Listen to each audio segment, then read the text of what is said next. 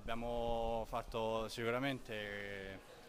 due ottime partite in fase difensiva, mi sono trovato benissimo con i compagni di reparto, queste due partite sono stato impiegato come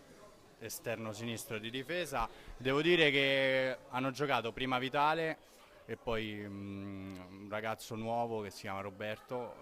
siciliano, e anche con lui mi sono trovato bene. All'inizio, essendo loro i centrali di difesa, diciamo che comandavano più loro, essendo da ultimi che controllavano tutta la squadra, comandavano loro, però ci siamo comportati benissimo, tant'è che abbiamo subito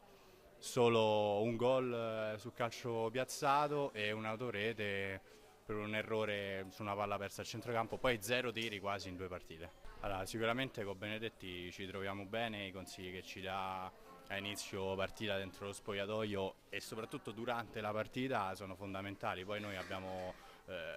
capitani come Palmieri, come Pentassuglia che in campo ci aiutano, ma devo dire che il gruppo forse è la forza maggiore di questa squadra, siamo tutti uniti, nessuno si attacca, anche se c'è un errore ci difendiamo uno con l'altro e così andiamo avanti.